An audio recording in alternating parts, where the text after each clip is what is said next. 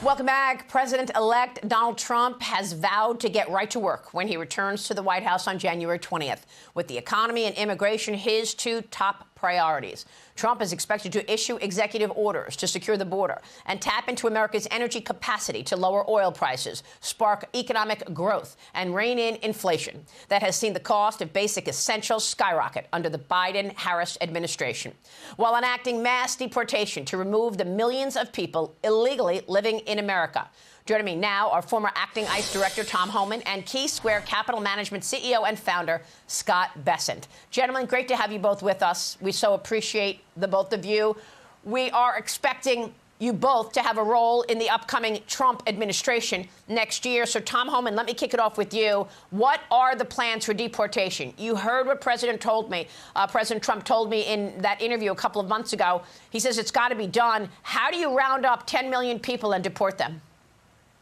Well, look, I agree with the president's plan on this, and the same plan he had during his first administration.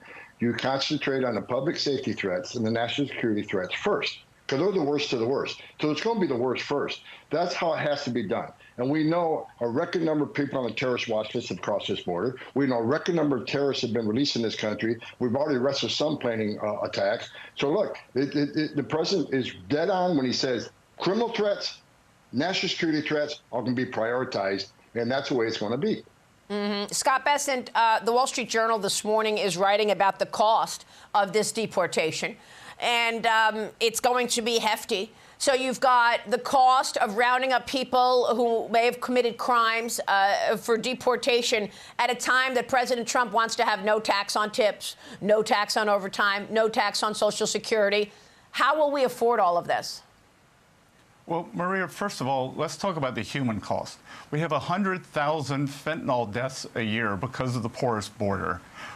We have the increased crime. We have the underlying fear that the American people have. You can't put a price on that.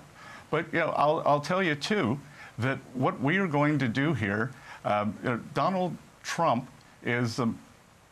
has staged the biggest political comeback in history, and I think that we are on the verge of a golden age in the economy for the next 4 years, where we can have a growth agenda, where we deregulate, get energy prices down, and get interest rates down, and that will drive growth like we have not seen for years. And the cost of this deportation will be a rounding error, but I keep going back to the human cost, and you can't put a price on that. Well, one of the things that he has said he wants to do is re-implement his Remain in Mexico policy. Tom, tell me about that. That requires asylum seekers to stay in Mexico while their cases are processed.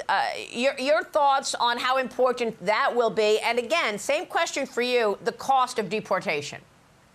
Well, first of all, the cost of deportation, this President Trump's plan is going to be a cost savings to the American people, because this administration is paying for free airline tickets all over the country, free hotel rooms at $500 a night, a free education, free medical care, and that's in perpetuity. What President Trump's plan is going to do is, over time, is going to save the taxpayers money and put an end to this foolishness. They're paying $500 a night for a hotel room in New York City. Meanwhile, there's empty ice beds at $127 a night. So President Trump's plan is going to save the taxpayers money over time. And as far as the Remain in Mexico program, look, I worked for 6 presidents, starting with Ronald Reagan. Every president I worked for took steps to try to secure the border. No one did more than President Trump. Okay, his success was unprecedented.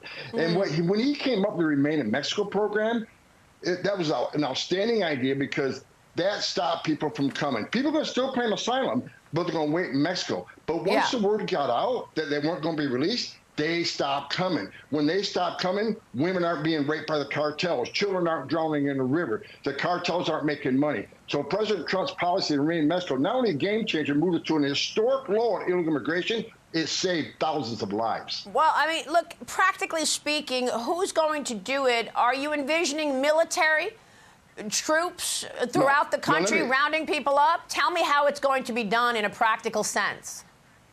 First of all, I want to make one thing clear. I read a piece this morning, I think Daily Caller, somebody said, Tom Homan says the military is going to go out rounding up and arresting illegal aliens. Never said that. Never said that in my entire life or in my career. So that was a ridiculous thing I just read in the paper this morning. It's going to be a well-targeted, planned operation conducted, led by the men of ICE. The men and women of ICE do this daily. They're good at it. They're all got Fourth Amendment training. They know they can and cannot do legally. And it's a well-targeted. When we go out there, we're going to know who we're looking for. We most likely know where they're going to be, and this will be done in a humane manner. I keep reading these stories about concentration camps. ICE has the highest detention standards in the industry.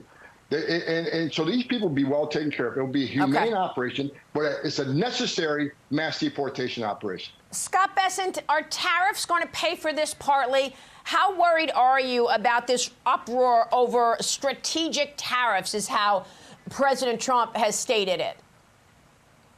Well, Maria, first of all, to go back to Tom's point, I think in a Trump 2.0, you are going to see an all-of-government coordination like you have never seen before. Everyone in the administration is going to be aligned, just as you saw with Senator Rick Scott. So, I think that there will be a lot of voluntary deportations. I've been working on a plan for financial deportation that could restrict the flow of funds in terms of remittances. And so I think this is going to be an all-government effort. In terms of the tariffs, I think the tariffs have been mischaracterized. They're a one-time price increase, and nobody knows how to use these tariffs like President Trump, both for revenue and negotiating. Okay, gentlemen, great conversation. We so appreciate your time, and we look forward to many more discussions with you both. Tom Homan and Scott Bessent, thank you.